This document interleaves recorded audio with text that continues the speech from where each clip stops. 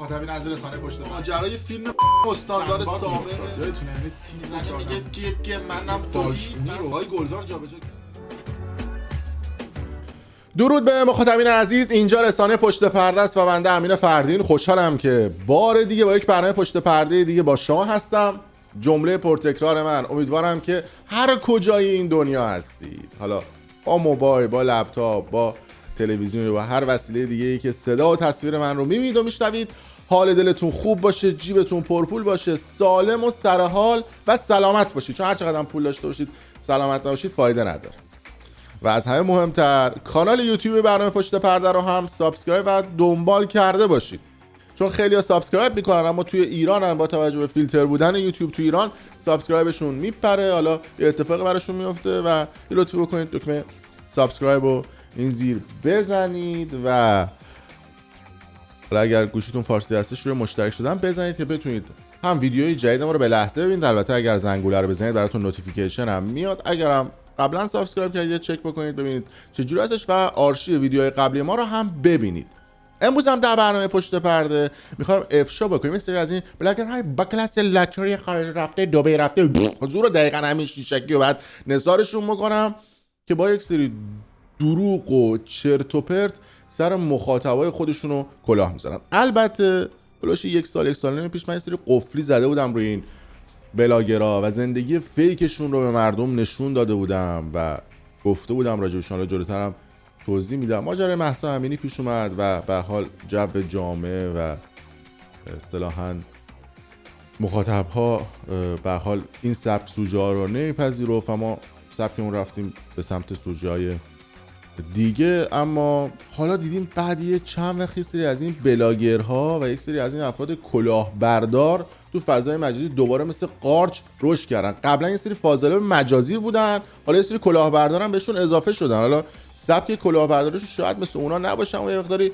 متفاوته. امروز میخوام در برنامه پشت پرده یکی از این افراد رو بهتون معرفی کنم که حسابی این روزها تو فضای مجازی راجعش صحبت میشه. خانم عاطفه کبیری که خودش رو شینیونکار، آرایشگر، مدرس بین‌المللی و این چیزها معرفی میکنه. خیلی هم دایرکت و پیام دریافت کرده بودیم که آقا راجع به ایشون افشاگری بکن. ماجرا هم از این قرار بود که ایشون چند وقتی هستش، حالا به حال میشه گفت بهش بلاگر دیگه، حالا آرایشگر هم هست، یه سری چند تا ویدیو توی پیج خودش منتشر کرده بود. حالا من تصویرم بزرگ میکنم ببینید. مثلا حالا راجع به هم صحبت خواهیم کرد. خب مثلا این ویدیوش 358,000 نفر لایکش کردن، 6,700,000 نفر دیدن. این ویدیوش رو 460,000 نفر با 27,000 تا کامنت لایک کردن و کامنت گذاشتن و 10 میلیون نفر دیدن که ایشون ادعا کرده که یک عمارت 1200 متری رو توی شرک غرب خریده. عمارتی که ارزش گذاری که روش شده هول و هوش ناقابل نزدیک 200-300 میلیارد تومنه. برای چی میگم 200-300 میلیارد تومن؟ 100 میلیارد تومن برای شما پاساژ قیمتی گذاشتن، به خاطر اینکه اون مملکت تو قیمت صاحب نداره، هر کسی هر قیمتی که دلش بخواد میده. و ایشون اومد گفتش که من این عمارت رو تونستم بعد از 10 سال تلاش بیوقفه بخرم و کلی هم استوری گذاشت و هایلایت کرد و گفته که اینجا عمارت من و چه این و چنان. و کامنت هایی که اومده بود واو دمت گرم، مرسی از تلاشت، مرسی از این همه فعالیتی که کردی و تونستی با شینیون کردن و با آرایشگری شما یک ملک 300 میلیاردی رو بگیری. یعنی این نوع بیزینس که بتونی شما باهاش همچین ملکی رو بخری در همه جای جهان قفله. شما مواد هم بفروشید در 10 سال نمیتونی به این همه پول برسی.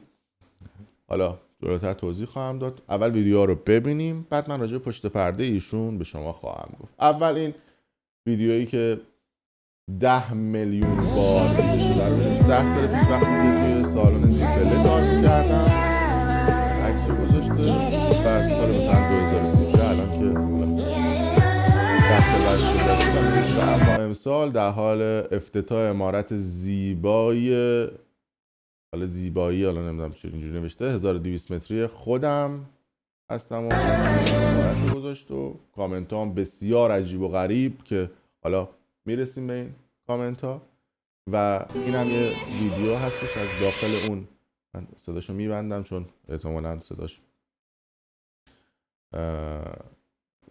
کپی رایت بخوره. فقط چون شما توجه کنید دست و ساعت رولکس و دستبند کارتیه و نمیدونم فانکلیف و چقدر برندارم من میشناسم، اینا رو هم آورده و قشنگ تو تصویر به عنوان رخ کار نشون داده که حتما باشه. اصلا ناراحت میشم با اون دستش نمیتونست بازی کنه. این دستش که تمام اینا هست، انگشتر نست و بعد به تصویر بکشه. حالا دلیلش هم بهتون میگم.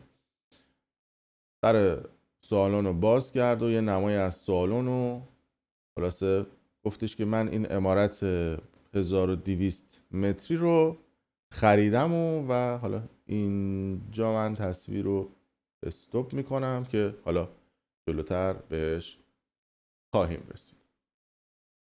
اما کامنت ها به صورت عجیب و غریب بوده و حالا چی شد که من تصمیم گرفتم که حالا میتونم برای شما حالا تصویر دیگه پخش کنم. اما جلوتر شما چی شد من تصمیم گرفتم که این ویدیو رو بسازم و راجع به ایشون صحبت بکنم. به خاطر اینکه وقتی رفتم کامنت های زیر پست ایشون رو خوندم، دو دسته آدم بودن. یعنی یه مقداری ناامیدی رو هم من توی این کامنت ها بین جوون های ایرانی میدیدم که یه ده حسرت میخوردن، گفتن که چجوری تونسته یک آدم مثلا تلاش بکنه یک عمارت 1200 متری رو بخره و ما که مثلا 2 تا 3 تا سالن هم داریم. حالا خیلی هاشون میگفتن که حالا ما 2 3 تا سالن هم داریم اما نتونستیم برای خودمون 50 متر هم جا بگیریم و دقیقاً یأس و ناامیدی رو با به رخ کشیدن همچین سالونی که البته حالا جلوتر هم به شما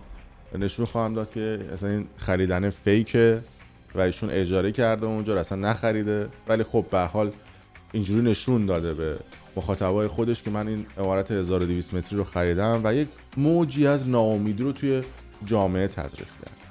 از اون طرف وقتی شما توی مملکت مدیرایی داشته باشی که آدم‌های بی سواد و به معنای واقعی کلمه اشکولی باشن و فقط مترشون دمپایی و جوراب سفید و نمیدونم یقه بسته و گذاشتن کون باجناقشون باشه و فقط فکرشون توی شورتشون باشه و فکر این باشن که چجوری زیپ شلوارشون رو در بیارن، طبعا عقلشون به این نمیرسه که این آدم هم به نوعی داره کلاهبرداری میکنه و داره ضرر میزنه به جامعه. چه ضرری میزنه الان بهتون. وقتی شما بیای به دروغ، چیزی که در یک جامعه شبیه یک رویا هست رو بیای ویدیوشو پخش بکنی و منتشر بکنی، شما عملاً داری یک موج ناامیدی رو توی جامعه ایجاد میکنی. این یه بعدشه. بعدهای دیگه کلاهبرداری هم داره. فقط میخوام بعد دیگه‌شو به شما بگم که شعور مسئولین میدونم به این بعد نمیرسه و من بعد از اینکه این ویدیو رو پخش بکنم تازه میگن فلان چیز هست، بریم راجبش یه تحقیق بکنیم. وقتی که شما توی یک جامعه یک موج ناامیدی رو ایجاد بکنید، عملاً داری به اون جامعه ضربه و آسیب میزنید. و خیلی از کشورهای دنیا اگر شما توی سوشال مدیا و توی فضای مجازی خبری رو به دروغ پخش بکنی یا یک رفتاری رو انجام بدی که توی جامعه تأثیر منفی بذاره، موج ناامیدی توی یک جامعه ایجاد بکنه، با شما برخورد میکنن. چرا؟ چون سالیانه میلیاردها تومان، ببین اینجاش رو میخوام به شما بگم که شعور مسئولین نمیرسه، شما سالانه میلیارد تومان توی ایران خرج میکنید در جهت آسایش رفاه اجتماعی که البته شما خرج نمیکنید، دزدی میکنید، فقط ردیف بودجهشو دارید. ولی میخوام به شما بگم که یک جامعه نرمال بعد این باشه. تو اروپا و امریکا و جای مختلف هست. شما هزاران میلیارد تومان سالیانه پول خرج میکنید برای اینکه رفاه و آرامش و آسایش واسه مردم تامین بکنید. وقتی یک نفر آدم با پخش همچین کلیپ هایی بیاد و یأس و ناامیدی رو تو جامعه تزریق بکنه، عملاً داره ضد اون مسیر سیاستی جامعه شما حرکت میکنه، اونم با دروغ، حالا با چیزای دیگه‌اش کار نداره. این هم به نوعی کلاهبرداریه، چون داره ضرر میزنه به هویت، به آرامش و به شخصیت یک سری جوان‌ها. زنه این کلیپ رو میبینه، حالا در خصوص ایشون هست، حالا خیلی از بلاگرام هستن مثلا میرن ماشین اجاره میکنن، خونه اجاره میکنن و به عنوان بلاگر میان میگن که آره شوهرم الان اومده به عنوان ماهگرد تولدمون، به عنوان سالگرد مالوندن من تو سینما در اولین قرار دیت، به عنوان اولین کردن من در فلان مکان به من فلان کادو رو داده و اینو رسانه‌ای میکنه و تو فضای مجازی خودش پخش میکنه و موج ناامیدی رو توی جامعه ایجاد میکنه. زن این ویدیو رو میبینه، شوهرش کارمنده، حالا میتونه هر شغلی داشته باشه، معلم باشه، کارمند فلان اداره باشه و پول نداشته باشه اون بنز چند میلیاردی رو بخره و ویدیو این بلاگره رو میبینه و اون آدم رو با شوهر زحمتکش خودش مقایسه میکنه و قر میزنه سر شوهر خودش و آرامش رو از خانواده میگیره، بخاطر اینکه اون آدم مدام توی مغزش زندگی فیکش رو به رخ کشیده و این اتفاق به تأثیر عجیب و غریب توی جامعه میذاره.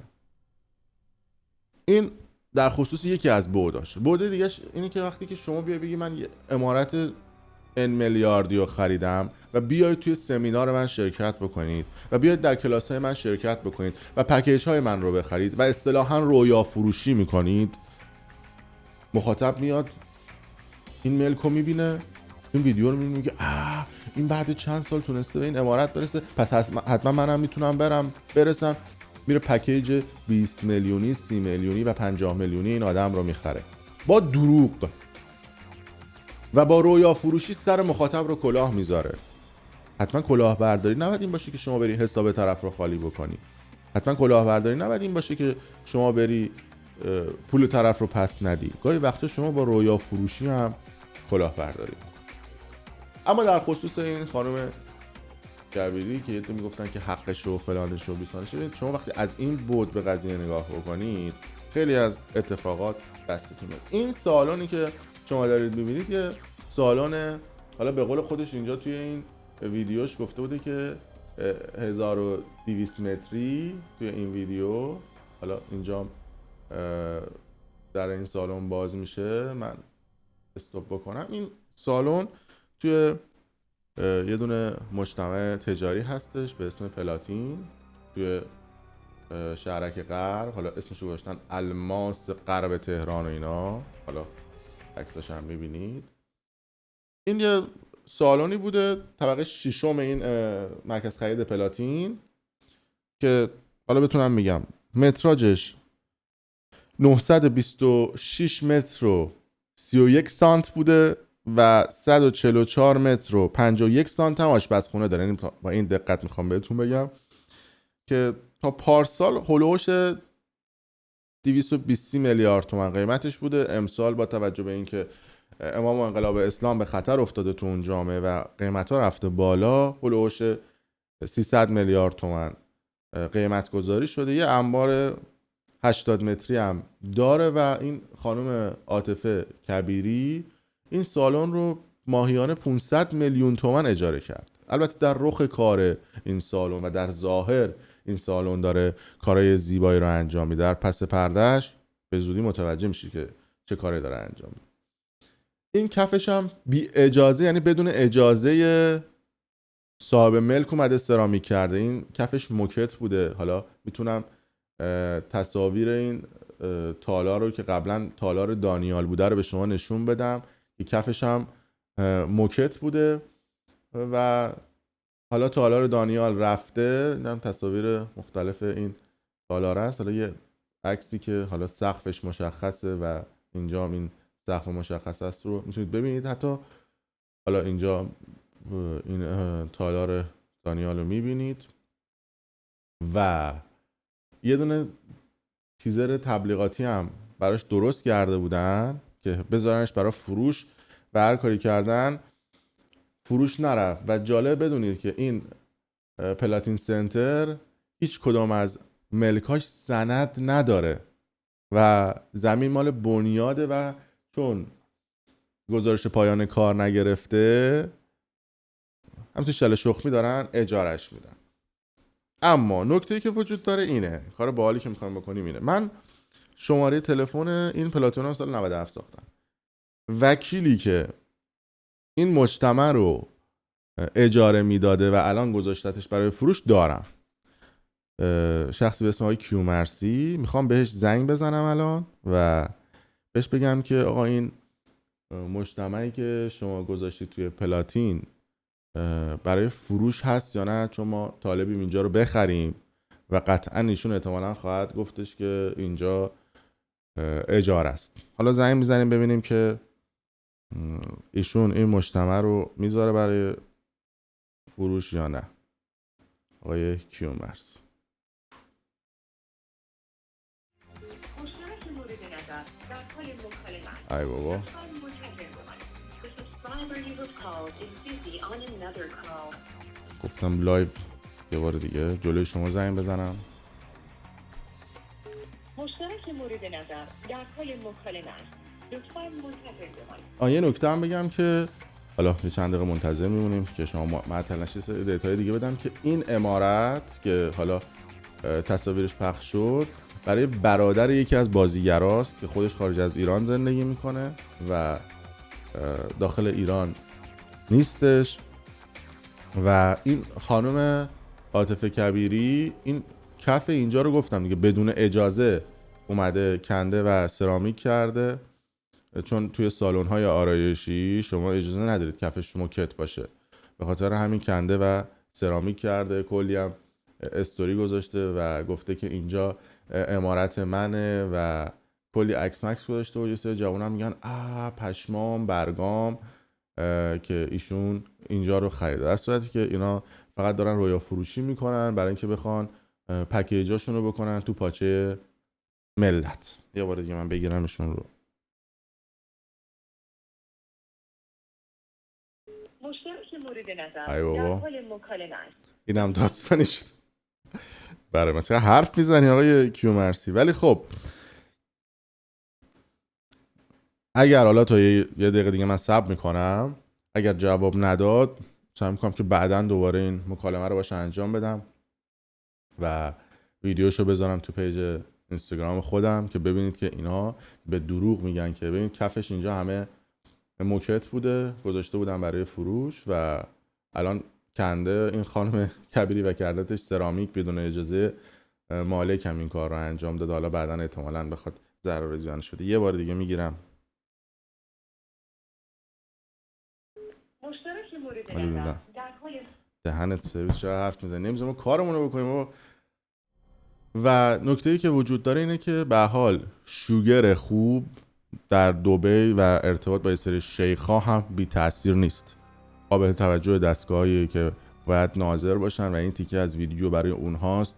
به حال یه مکانی که خانم‌ها زیاد میان اونجا و یه سری کارها اتفاق میفته. یه دفعه دیدید یه سری از این خانم‌ها تصمیم گرفتن که برن دبی و کارهای ولش کن تو دبی برن کارهای دیگه انجام بدن، منظورم کارهای آرایشی و اینا هستش و این بهترین پاتوق هستش و اینجام رخه. ببینید وقتی شما یه رخ گرون بگیری با مای 500 میلیون تومان، البته ایشون 500 میلیون تومان شما فکر نکنید که پول زیادی ها، پکیجاشون ایشون میفروشه 30 میلیون 50 میلیون 100 میلیون، کافیه کلاساش هم 600 نفر شرکت میکنن. 5 نفر از این پکیجای ایشون رو بخرن، 5 نفر آدم چی بگم بخرن، پول اجاره یه ماهش در اومده و خیلی پول زیادی نیست برای کسایی که تو فضای مجازی با نشون دادن رخ کار خودشون رو آدم‌های پولدار و ثروتمندی نشون میدن و بقیه هم میگن که طرف چون آدم ثروتمندیه حتما منم میتونم این کار رو انجام بدم و اونا هم میرن این مسیر رو میرن جلو، پول پکیج این طرف میدن. یه بار دیگه من زنگ بزنم ببینم پیداش میکنم. وکیل جان اینم چه اینجوری میشه؟ اینم تلفن‌های ایران ها، کشور آقا. به نظرت بزنم با یه خط دیگه هم بگیرم، اگه این خطم بتونم باش تماس ایران بگیرم. 2098 901 بقیه‌اش رو نمیگم. زنگ بزنید تلفنش رو خاموش کنه من نتونم دیگه بهش زنگ بزنم. شماره مورد نظر اشغال است. لطفاً بعد از تماس بگیرید. جان The number you have dialed is busy. خیلی بیزیه ایشون. آقا زنگ بزن میخوام ملکتو بخریم بابا. آها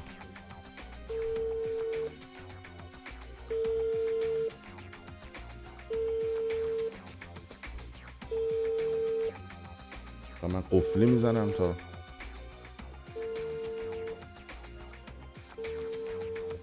این مشغوله بچه ها یا زنگه؟ ولت نمی کنم. اینم از عجایب تماس گرفتن با آقای کیومرسیه. ولی خب به هر حال خواستی بفروشی ما هستیم در خدمتت، ملکتو بخریم.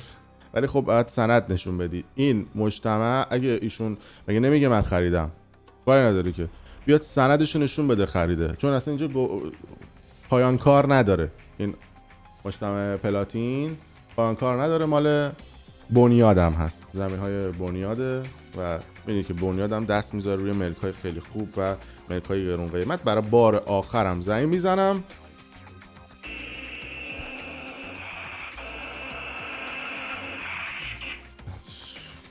شانس نداریم دیگه. خلاصه اینم از ماجرای پشت پرده ایشون و خواهشاً گول این تبلیغات فضای مجازی رو نخورید. اینکه طرف بره یه ماشین با کلاس رنت و اجاره بکنه، بره یه خونه با کلاس رنت و اجاره بکنه و بکنه تو چش شما فکر نکنید که اون آدم پولداری. اون آدم پلن و برنامه داره که پکیجاش یا چیزهای دیگر رو بکنه تو پاچه شما که موفقم بوده دیگه. این همه تو فضای مجازی راجبش صحبت شد و برای من کلی فرستادن که اصلا ما یه ویدیو بهشون اختصاص بدیم. در صورت حتما کانال یوتیوب برنامه پشت پرده رو سابسکرایب کنید که با این آدم ها حالاها کار داریم. یه بار دیگه هم خواهش می‌کنم زنگ بزنم به این آقای کیومرسی. خب ولش کن. آقا دمتون گرم و مرسی که تا این لحظه با ما همراه بودید.